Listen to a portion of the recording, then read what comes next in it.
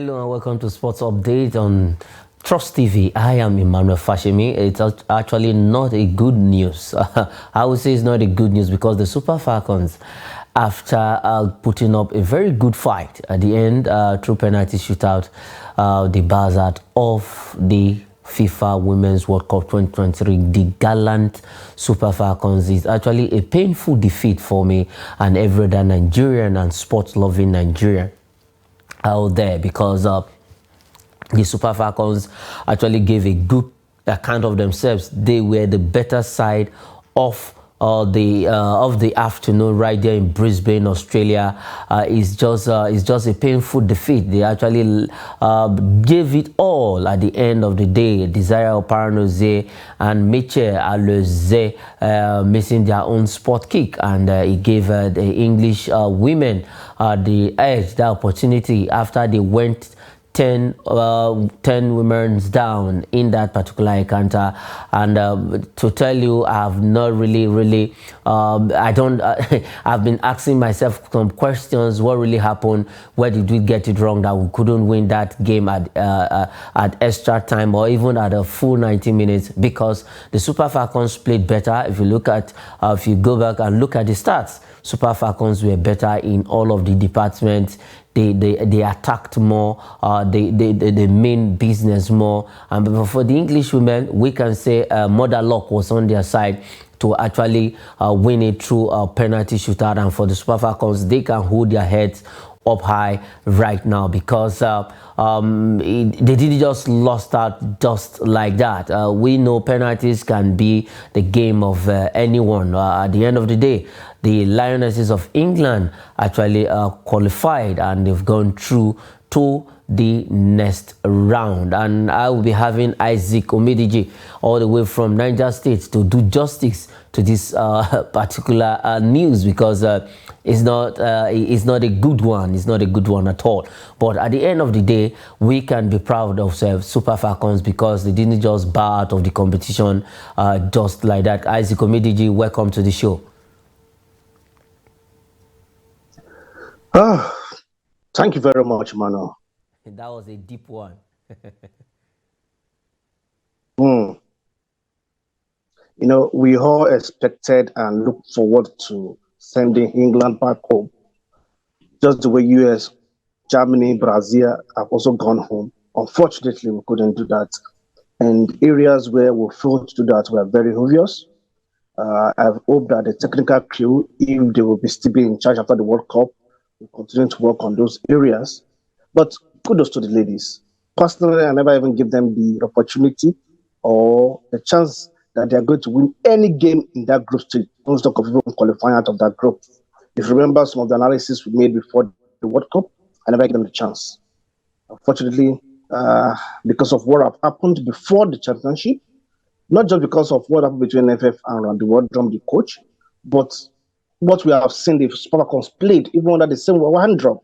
And I believe many of us were surprised that we can see the Falcons playing the same way, the same better way, under the same one drum in this World Cup. Unfortunately, we didn't make it through. Kudos to the ladies. They gave everything, but we were not just good enough. Let's be sincere. The start might favor us, but in critical moments where we need to take critical decisions. Yes, in critical movement, we were short of ideas in that area. If you look at it, Isaac, the Super Falcons, the coming in of Desire Oparanoze was to add more bite to that attack. Now, at the end of when Lauren James was issued that red card, I was thinking Radi Wadron would have thrown in maybe like three strikers up front. Desire Oparanoze, Asisa Toshola, and then adding one other strikers. The three of them should just be there to cause trouble. But she came on for the penalties, because when she came on, the time has already been fast spent on the pitch. Remember that Desire Oparanoze has not been fit. She has been injured. She had a knock in training, and she has not been fit for any of the games that have been played so far. So she was brought in for the penalty, no doubt about that. Unfortunately, she lost that penalty. And if you remember, it was when Lauren James got that red card that even England started playing better. surprisingly. I was thinking we were going to take advantage of that red card, but we didn't. England seized the opportunity and showed more hunger. And that is just to tell you where we were lacking. Tactically and technically, we were lacking. And when it comes to penalty, you need to take penalties with technique. But we lack players who are technical. We lack players who are tactical. We gave everything. We marked them man to man. Will I say woman to woman now? Yes, man But to man, woman to when it woman. comes to I say that. the striking position, Emmanuel, we lost everything. We were not clinical enough. Unfortunately, we hit the crossbar twice. But hey, we were not good enough. If England had the chances we had, probably, if not for the likes of Inadoze, probably they would have also scored. But Yes, we need to go back. probably. We need to be able to get more clinical players. Aziza Toshola is no longer clinical as she used to be. She's an offensive player, definitely a player that can cause you trouble anytime, any day. But she loves playing from the flanks and even from the point, lady position. So, Loretta Wardrum, if he remains the manager, remains the technical advisor, should be able to get players that will be able to solve our goal scoring problem. The same problem we're having is Super Eagles is not for Victor Osimhen, who is firing from all cylinders now. But kudos to the girls, they lost out to a better side. Remember, on paper, presently, England is better than us. We are ranked 40th. England is far, far ranked higher than us. So for us to have given them that fight to the penalty stage was a good one. Unfortunately, we showed that we're not technically sound, not just during the play, but also when taking penalties. Okay, we're not technically sound because if you look at the whole sport kick, they were able to convert the remaining one after their first player actually missed her own, and we expected Desire Paranoze when she stepped up to actually change direction because both of them went for the same side of the post, and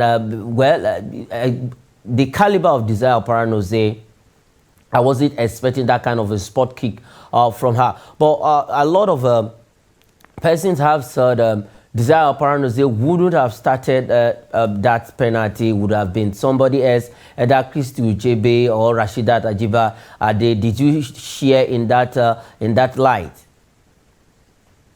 You see, when we have lost, we always come up with various types of permutations. The fact is, anybody will have started, anybody will have lost. Anybody will have started, anybody will have won. Will have scored a sports kick. So we shouldn't be saying this will have started. I know Oshala was even left for to play the last kick, but I bet you I was more scared for Azizat Oshala taking the penalty kick. But from the faces of Nadoze, of Desire Paradoze and Aloze, you will have seen that they were not confident at all. The confidence wasn't there. They were not confident of the spot kick even before taking it.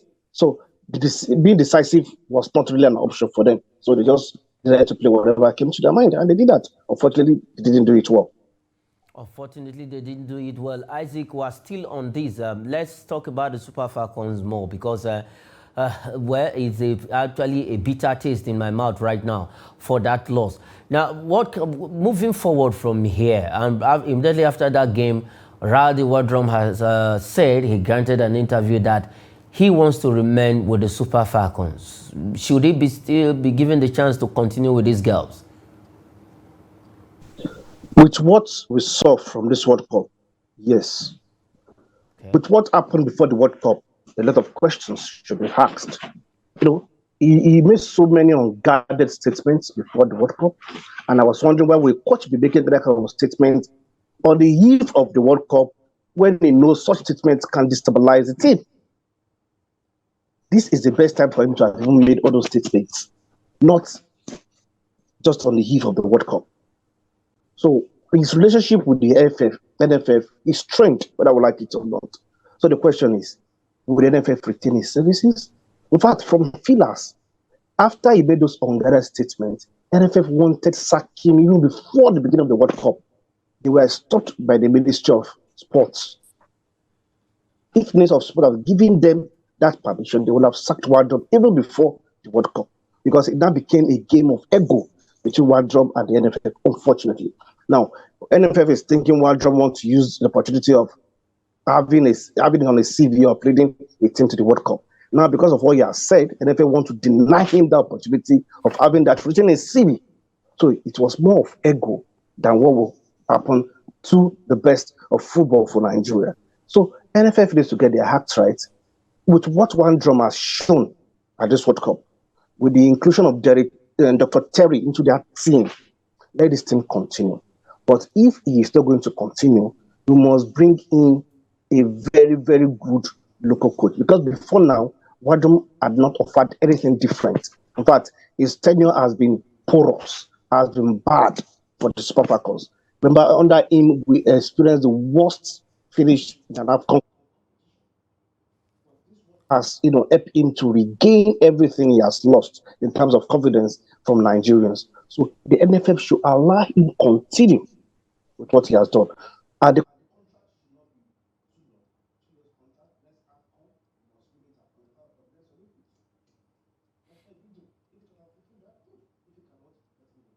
Okay, if you cannot let him go. Now let's talk about NFF own side of it.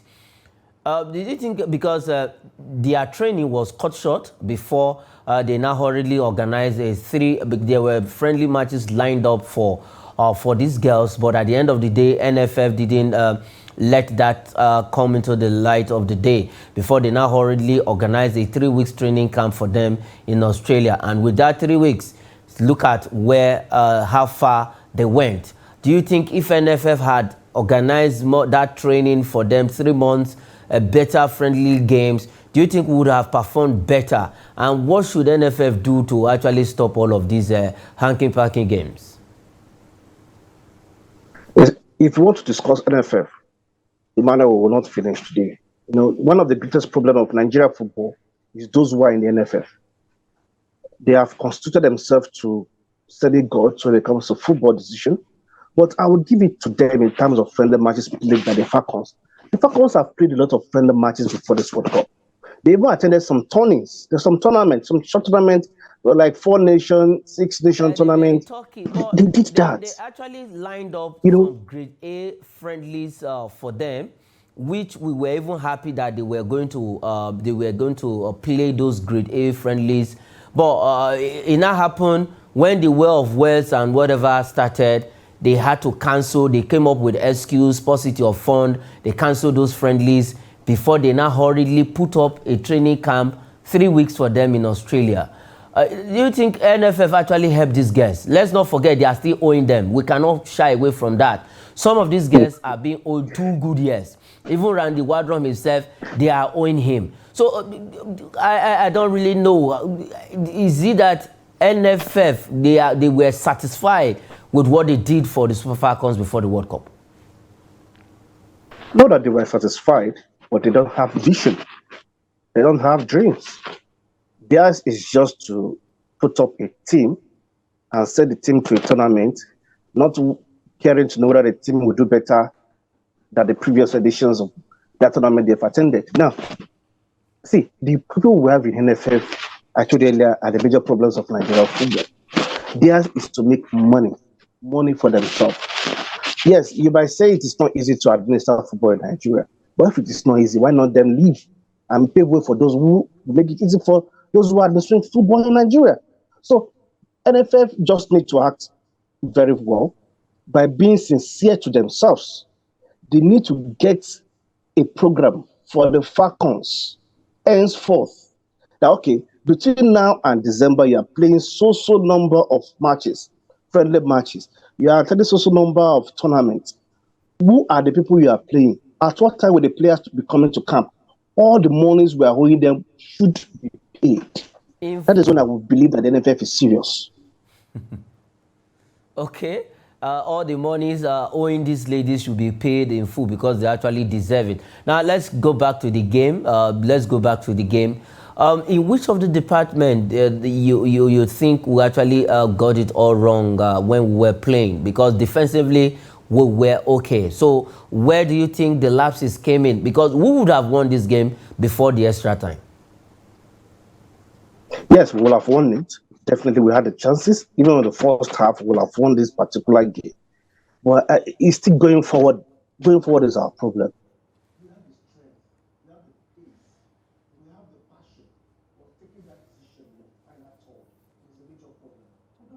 clinical finisher. No, we don't. We don't have a clinical finisher. How many of those players can we look at our chest to say, yes, one on one, this player will score? We only have hard-working players who are strikers, who are forwards, but not clinical finishers. As this is to be the best clinical we have. Desire Pro used to be a very good one, but for a long time they have lost touch with what they used to be, and unfortunately we've not replaced them. We are not even planning to replace them.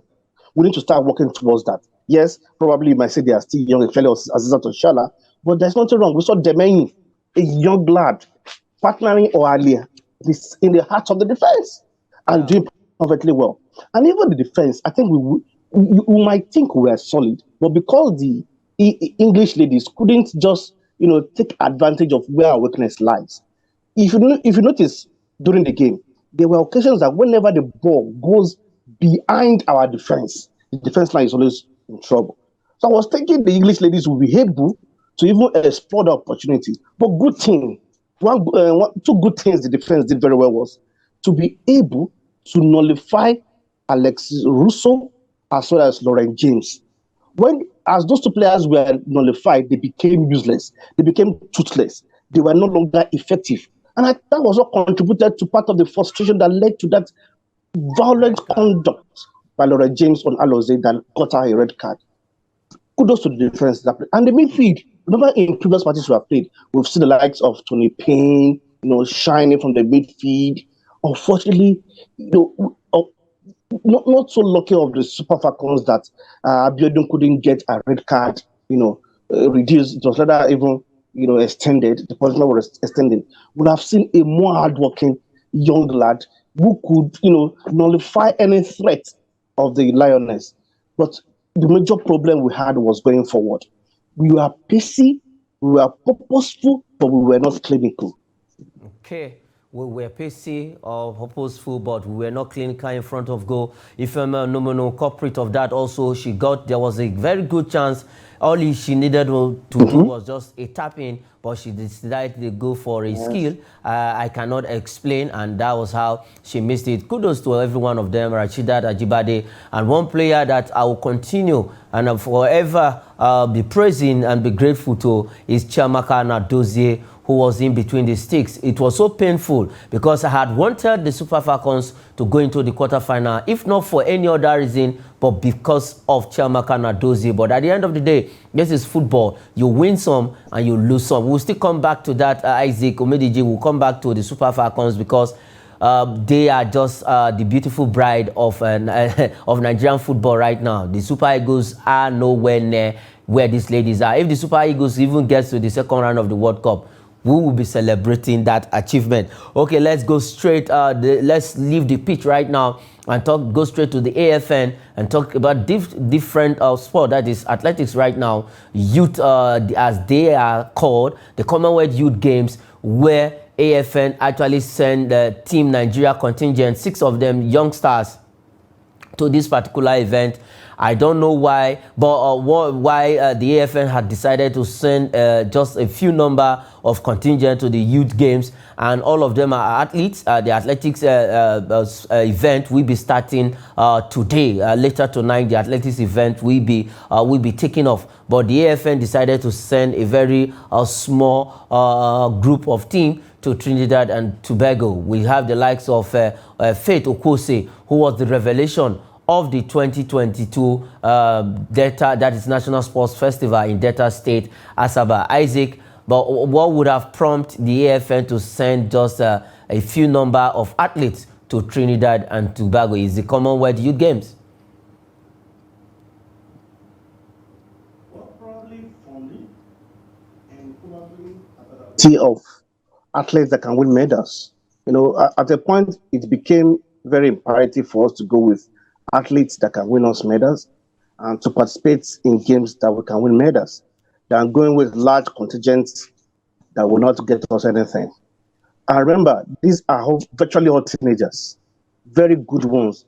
Actually, Onazi, yes, if I'm not forgetting, Yes, if I'm not mistaken, is one of the stars at the revelation of the African Championship in Zambia.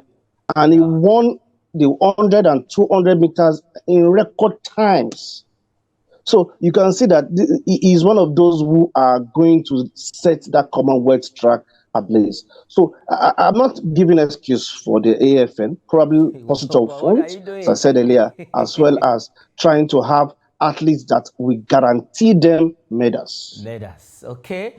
We can say it's a smart move coming in from AFN, being led by Tonobok.